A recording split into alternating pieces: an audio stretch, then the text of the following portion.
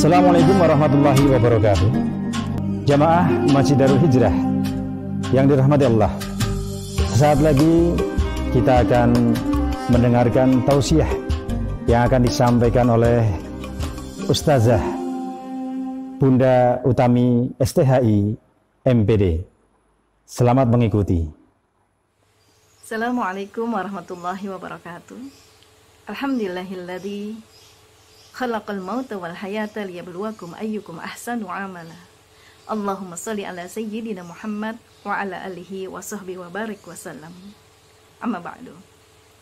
Umat fillah dimanapun berada, pemirsa sekalian, perindu surga, rahimakumullah, yang dicintai oleh Allah dan yang saya cintai karena Allah. Bagaimana kabar hari ini? Semoga Allah senantiasa memberikan lindungannya kepada kita, memberikan kesehatan kepada kita, dan keberkahan kepada kita. Kita bersama keluarga insya Allah akan bisa mengisinya dengan hal-hal yang terbaik di Ramadan kita.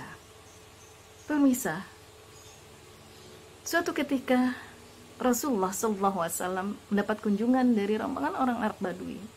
Kita ketahui Arab Badui itu tidak tinggal di dalam kota Madinah, tapi mereka tinggal di sekeliling kota Madinah, sekeliling gurun-gurun pasir yang ada. Mereka bertemu dengan Rasulullah dan mereka berkata, "Ya Rasulullah, kami orang beriman, kami telah beriman." Tapi dijawab oleh baginda Nabi, "Lah, kamu belum beriman, tapi kamu baru aslama, kamu baru tunduk, kamu baru menjadi seorang muslim." Kenapa? "Walamma yadkhulul imanu fi qulubikum." Disebabkan iman itu belum masuk ke dalam hatimu. Hal ini diabadikan di dalam surat Al-Hujurat ayat yang ke-14 dan dijelaskan apa itu orang yang beriman di dalam surat Al-Hujurat ayat yang ke-15. Yang disebutkan di dalam surat ini dikatakan bahwa orang yang beriman adalah mereka yang keimanannya begitu sangat kepada Allah dan Rasulnya, tsummalam yartabu, dan mereka tidak ada keraguan sedikit pun di dalamnya. Juga dijelaskan di dalam ayat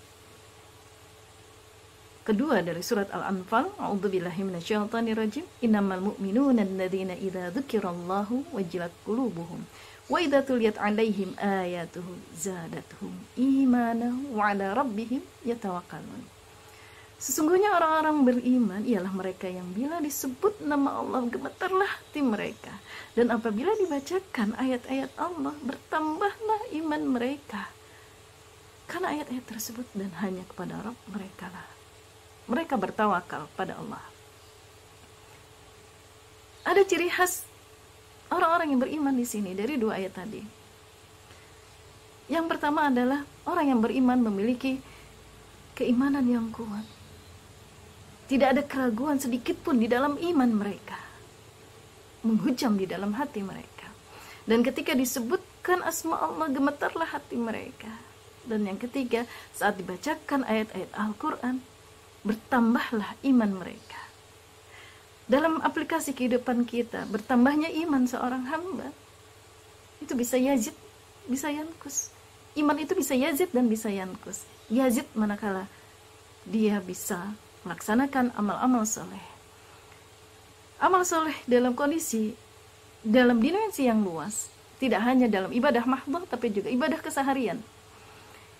Semua yang diniatkan karena Allah dan tidak bertentangan dengan syariat Islam, maka itu memiliki nilai ibadah di sisi Allah Subhanahu wa ta'ala. Dan bertambahlah iman mereka manakala mereka melakukan hal itu. Terus dan terus. Yazid wa yankus, iman juga bisa turun manakala dia melakukan hal-hal yang dilarang oleh Allah Subhanahu wa ta'ala. Kemaksiatan yang dia lakukan itu bisa menurunkan iman. Di antara orang-orang beriman ada orang yang sangat spesial, sangat istimewa, yang tempatnya di sisi Allah Subhanahu wa ta'ala. In akramakum indallahi atqakum. Dalam surat Al-Hujurat ayat yang ke-13. Ini disebutkan, sesungguhnya orang yang paling mulia di antara kamu di sisi Allah adalah mereka yang bertakwa. Adalah orang-orang yang paling bertakwa. Sejalan dalam hal ini, siapakah orang-orang yang bertakwa? Yaitu mereka yang mampu wal tanzur nafsum ma qaddamat lidat.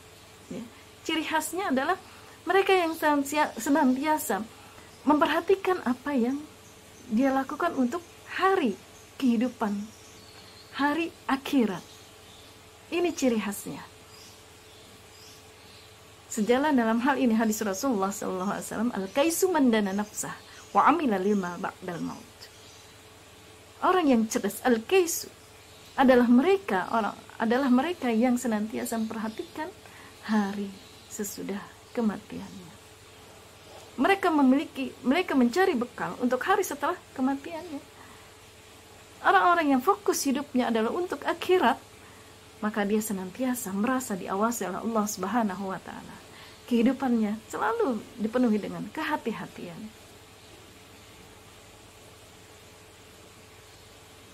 Dan Masya Allah, Subhanallah, Ramadan adalah bulan di mana melatih diri kita, melatih orang-orang beriman, karena panggilannya adalah untuk orang-orang beriman, ya, agar Allah kehendaki kehidupan yang mulia pada dirinya.